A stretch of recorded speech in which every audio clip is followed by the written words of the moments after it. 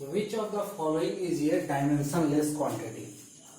इसके ऑप्शंस हैं A shear stress, B bulk modulus, C Poisson's ratio and D shear modulus. इनमें से कौन सा क्वांटिटी है जो डायमेंशनलेस है, यानी कि डायमेंशनलेस यानी कि इसका डायमेंशन फॉर्मूला नहीं होगा। तो डायमेंशनलेस वही होगा जो यूनिटलेस होगा। ठीक है, इस केस में डायमेंशनलेस यानी कि ये बोल रहा है कि इसका m पावर 0, l पावर 0 और t पावर 0। ठीक है, अगर ये हम बेसिक ये 3 फंडामेंटल बेसिक डायमेंशन है, तो यहाँ पे देखिए किसी का पावर हमने m l t तीनों के रूप में अगर हम लिया है तो यहाँ पे किसी का डायमेंशन नहीं है। ठीक है, किसी का भी पावर देखिए यहाँ पे 0 है और किसी का पावर 0 क्या होता है 1 के बराबर होता है। तो 1 क्या है, यूनिटलेस क्वांटिटी है, यानी कि इस टाइप से अगर कुछ रहेगा तो वह डायमेंशन लेस होगा। सो फाइंड करते हैं कि इनमें से कौन सा डायमेंशन लेस क्वांटिटी है। ये क्वेश्चन एसएससी जेई 2007 में पूछा गया था। एसएससी जेई 2007 का क्वेश्चन है, जो कि स्ट्रेंथ ऑफ मटेरियल से, स्ट्रेंथ ऑफ मटेरियल का क्वेश्चन है। कौन सा डायमेंशनलेस क्वांटिटी है? फर्स्ट ऑप्शन है ए शेयर स्ट्रेस। शेयर स्ट्रेस क्या होता है कि अगर कोई स्ट्रेस प्लेन के पैरेलल और टेंजेंशियल ऐड करता हो, उस बॉडी के प्लेन के पैरेलल और टेंजेंशियल ऐड करता हो, तो उसे कहते हैं शेयर स्ट्रेस। सपोज कीजिए ये एक बॉडी है, इस पे हम एक सेक्शन काटते हैं। ठीक है, सो अब हम इस बॉडी को अगर अलग करके देखेंगे तो कुछ इस टाइप से दिखेगा। ये है ना, यहां हमने सेक्शन काटा, तो इस प्लेन के जो पैरेलल यहां पे, ठीक है, पैरेलल कह सकते हैं और टेंजेंशियल कह सकते हैं, इसके कॉरस्पॉन्डिंग जो स्ट्रेस जब हम फोर्स लगाएंगे तो इसके कॉरस्पॉन्डिंग जो स्ट्रेस प्रोड्यूस होगा उसे कहेंगे शेयर स्ट्रेस। तो स्ट्रेस यानी कि जो स्ट्रेस होता है फोर्स पर यूनिट एरिया। ठीक है, इस एरिया पे जो फोर्स लगाएंगे तो इसके जो परपेंडिकुलर फोर्स लगेगा उसी को कहते हैं perpendicular force per unit area, यानी कि स्ट्रेस यही होता है। ठीक है, शेयर स्ट्रेस, यहाँ पे शेयर स्ट्रेस की बात की जा रही है तो शेयर स्ट्रेस होगा। सो इसका अगर हम यूनिट निकालेंगे तो क्या हो जाएगा, फोर्स का क्या होता है यूनिट, न्यूटन। और न्यूटन किसे कहते हैं, 1 newton equals to 1 kg metre per second square. ये सब तो आप लोग को पता ही होगा। So newton kg metre per second square और एरिया मीटर स्क्वायर।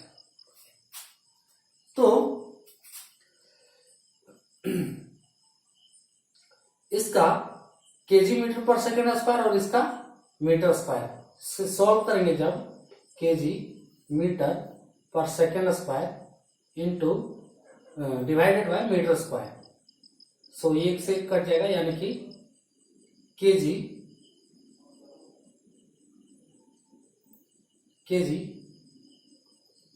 ये हो जाएगा kg पर मीटर पर सेकेंड स्क्वायर, ये हो जाएगा इसका। तो यानी कि इसका यूनिट है, इस टर्म का यूनिट है, तो इसका डायमेंशन फॉर्मूला भी हो जाएगा। सो kg का डायमेंशन होता है m, फिर बटे मीटर का डायमेंशन होता है l, और सेकेंड यानी कि टाइम जो है यानी कि t, इसका डायमेंशन है t, तो इसका पावर 2 इक्वल्स टू हो जाएगा m l पावर -1, जब ये ऊपर जाएगा तो -1 हो जाएगा, t पावर -2। सो ये शेयर स्ट्रेस का डायमेंशन हो गया, यानी कि ये डायमेंशनलेस नहीं है। Option B bulk modulus. ठीक है, बल्क मॉड्यूलस क्या होता है, volumetric strain, stress by volumetric strain, उसे ही कहते हैं bulk modulus. Bulk modulus equals to volumetric stress divided by volumetric strain. Volumetric stress क्या होता है, सपोज कीजिए कि ये कोई बॉडी है, ठीक है, इस बॉडी को फ्लूइड में रखा गया है। फ्लूइड आप जनरली वाटर ही ले सकते हैं, कोई लिक्विड ही ले सकते हैं, ठीक है। तो इस फ्लूइड की वजह से जो इस बॉडी के सरफेस पे जो परपेंडिकुलर फोर्स एक्ट करेगा, तो इस वजह से जो स्ट्रेस प्रोड्यूस होगा, ठीक है। सो ये हो जाता है वॉल्यूमेट्रिक स्ट्रेस। जब इसमें स्ट्रेस प्रोड्यूस होगा तो इस बॉडी में कुछ डिफॉर्मेशन होगा अगर, ठीक है, ये बॉडी में अगर डिफॉर्मेशन हुआ तो मान लीजिए ये हमारा बॉडी है, तो इसमें डिफॉर्मेशन कुछ इस टाइप से हुआ, ये बॉडी यानी कि कंप्रेस हो गया, ठीक है। जनरली वॉल्यूमेट्रिक स्ट्रेन में जो डिफॉर्मेशन होगा वो कंप्रेशन का ही होगा, ठीक है। तो इसका डिफॉर्मेशन हो गया, सो इसमें जो डिफॉर्मेशन हो गया तो ये क्या हो गया, वॉल्यूमेट्रिक स्ट्रेन, यानी कि इसके लिए जो स्ट्रेस हो जाएगा फोर्स पर यूनिट एरिया, ठीक है, ये क्या हो जाएगा, स्ट्रेस, वॉल्यूमेट्रिक स्ट्रेस, ठीक है। और इसके जो स्ट्रेन होगा उसे हम कहेंगे वॉल्यूमेट्रिक स्ट्रेन, यानी कि स्ट्रेन क्या होता है, change in dimension by original dimension, ठीक है। स्ट्रेन होता है, strain equals to change in dimension by original dimension,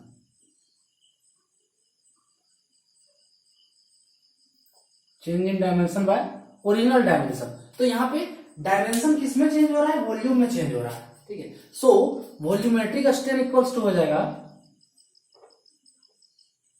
strain is equals to, इसको कुछ भी नाम दे सकते हैं, एप्सिलॉन वी, ये इंडिकेटर है। सो वॉल्यूमेट्रिक स्ट्रेन यानी कि डेल वी बाय वी, ठीक है। अब यहाँ पे कंप्रेशन हो रहा है, यानी कि बॉडी का जो डिफॉर्मेशन है उससे बॉडी का शेप एंड साइज डिक्रीज कर रहा है, ठीक है, डिफॉर्मेशन यानी कंप्रेशन। सो यहाँ पे माइनस बी हो, यानी कि हम कह सकते हैं कि जो बल्क मॉडुलस है, ठीक है, बल्क मॉडुलस, इसे आप v से भी डिनोट कर सकते हैं। So bulk modulus equals to हो जाता है volumetric strain by volumetric strain. तो स्ट्रेस का यूनिट हमने निकाला है, इसका डायमेंशन फॉर्मूला, यानी कि इसका यूनिट निकाला है KG metre per second square, ठीक है। सो इसके लिए हो जाएगा KG metre per second square, ठीक है।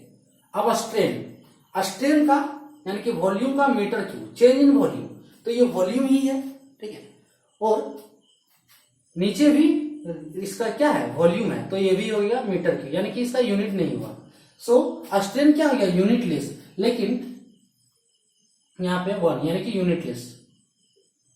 अगर del V by metre cube by metre cube करेंगे तो ये तो कट जाएगा ना, सो ये यूनिटलेस हो गया, यूनिटलेस। तो यहाँ पे क्या बचा, सिर्फ KG metre per second square, तो ये तो यूनिट है। सो KG metre per second square का ऑलरेडी हमने डायमेंशन फॉर्मूला निकाला है अभी, जो हमने निकाला m l power -1 t power -2, ठीक है। तो ये इसका यानी कि इसका भी डायमेंशन फॉर्मूला होगा m l power -1 t power -2, यही होगा ना, एक बार चेक कर लेते हैं, केजी मीटर से मीटर, हाँ यही होगा, ठीक है। तो इसका भी यूनिट यानी कि इसका भी डायमेंशन फॉर्मूला है। नेक्स्ट है option C and D, Poisson's ratio and shear modulus. Shear modulus में के केस में शेयर मॉडुलस क्या होता है, अगर यहां पे फोर्स हमने जो प्लेन के पैरेलल और टेंजेंशियली एक्ट किया तो इस वजह से शेयर स्ट्रेस प्रोड्यूस हुआ। तो शेयर मॉडुलस क्या होता है, according to Hooke's law, stress क्या होता है, डायरेक्टली प्रोपोर्शनल होता है स्ट्रेन के, यानी कि सिग्मा डायरेक्टली प्रोपोर्शनल स्ट्रेन यह होता है, ठीक है। तो जब हम सिग्मा क्या है, स्ट्रेस, और एप्सिलॉन क्या है, स्ट्रेन, यहां पे हटाते हैं तो ई एप्सिलॉन, यानी कि ये हो गया। सो ई यहां पे क्या है, ई है यंग्स मॉडुलस, यंग्स मॉडुलस, इसे हम यंग्स मॉडुलस कहेंगे या फिर मॉडुलस ऑफ इलास्टिसिटी। तो यहां पे स्ट्रेस डायरेक्टली प्रोपोर्शनल स्ट्रेन से ये हमने फाइंड किया कि यहाँ पे यंग्स मॉडुलस आया। उसी तरह ये यहाँ पे नॉर्मल स्ट्रेस हो गया। फिर एक होता है लॉन्गिट्यूडनल स्ट्रेस, यानी कि सिग्मा एल इसी तरह डायरेक्टली प्रोपोर्शनल हो जाएगा एप्सिलॉन एल, यानी कि यहाँ पे लॉन्गिट्यूडनल स्ट्रेस स्ट्रेन। फिर नेक्स्ट है शेयर स्ट्रेस, यानी कि सिग्मा डायरेक्टली प्रोपोर्शनल मान लेते हैं, स्ट्रेन को हम फाइव लेते हैं, शेयर स्ट्रेन को फाइव, ठीक है, इसको हम फाइव से डिनोट करते हैं। तो सिग्मा डायरेक्टली प्रोपोर्शनल क्या हो जाएगा, फाइव के अकॉर्डिंग टू हुक्स लॉ। तो इसको हम प्रोपोर्शनल का साइन जब हटाएंगे तो sigma equals to G into five, so G equals to हो जाएगा सिग्मा बाय फाइव, ठीक है। यानी कि जी क्या है, जी को ही कहते हैं हम शेयर मॉडुलस और मॉडुलस ऑफ रिजिडिटी। जी हमारा क्या है, G equals to shear modulus, shear modulus और मॉडुलस ऑफ रिजिडिटी, और modulus of rigidity.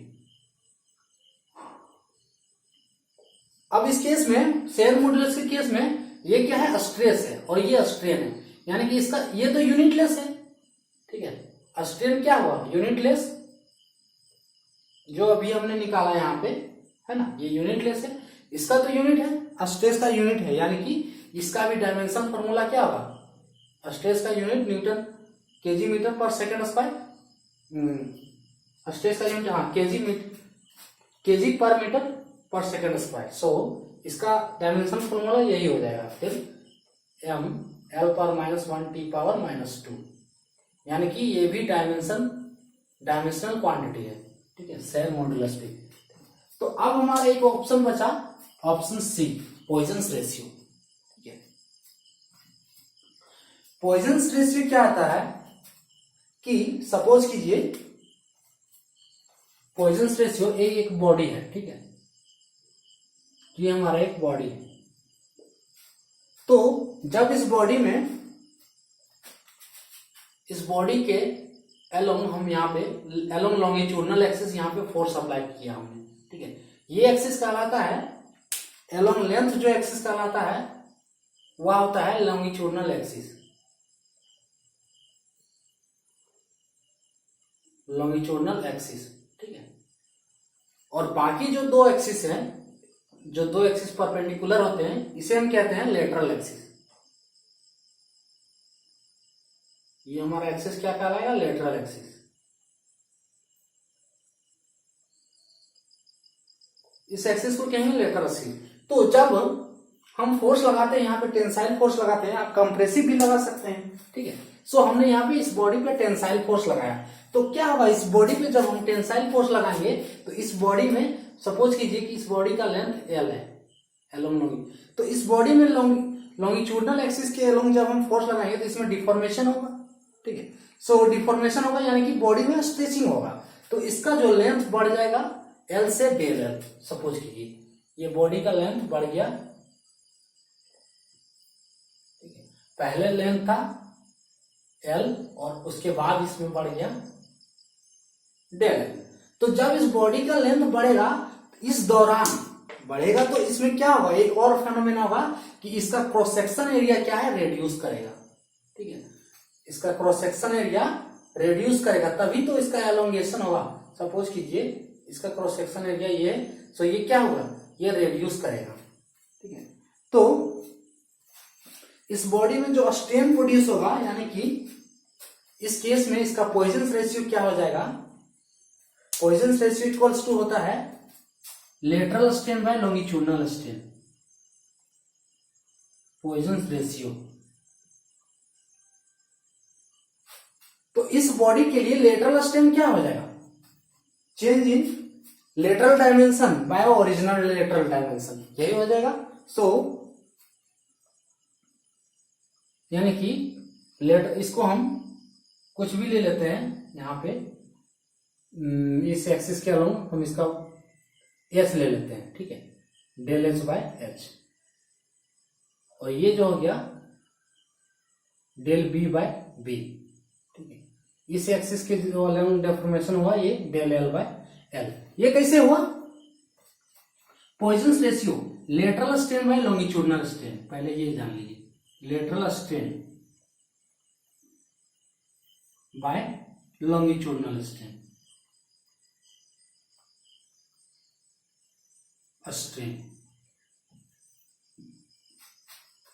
Lateral strain क्या होगा, जो लेटरल एक्सिस के अलोंग डिफॉर्मेशन होगा, ठीक है, और लॉन्गिट्यूडनल स्ट्रेन यानी कि जो लॉन्गिट्यूडनल एक्सिस के अलोंग डिफॉर्मेशन होगा।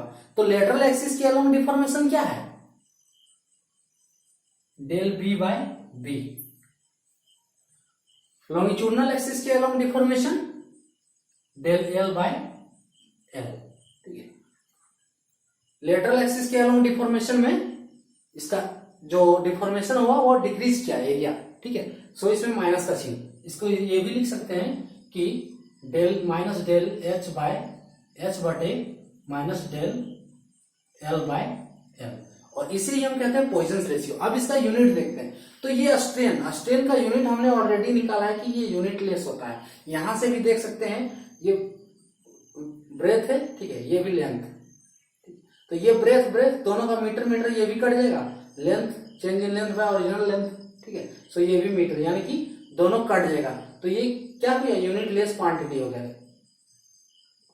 सो ये यूनिट लेस है यानी कि इसका पावर होगा m power 0, l power 0, t power 0, ठीक है, इसे हम कह सकते हैं, ठीक है। सो इसका डायमेंशन नहीं होगा। तो क्वेश्चन में यही पूछा है कि विच of the following is A dimension less quantity, ठीक है। तो इसका ऑप्शन जो करेक्ट ऑप्शन होगा वह होगा ऑप्शन सी, पॉइजन रेशियो, ठीक है। इसका कोई डायमेंशन नहीं होता है। पॉइजन रेशियो इक्वल्स टू होता है lateral strain by longitudinal strain, तो दोनों का दोनों क्या है, स्ट्रेन ही है, ठीक है, दोनों स्ट्रेन का ही रेशियो है। सो इसका आंसर हो जाएगा option C, which of the following is dimensionless quantity. तो फॉर दिस क्वेश्चन इसका करेक्ट आंसर होगा ऑप्शन सी, पॉइजन रेशियो, ठीक है। तो ये था आज का क्वेश्चन। जय हिंद।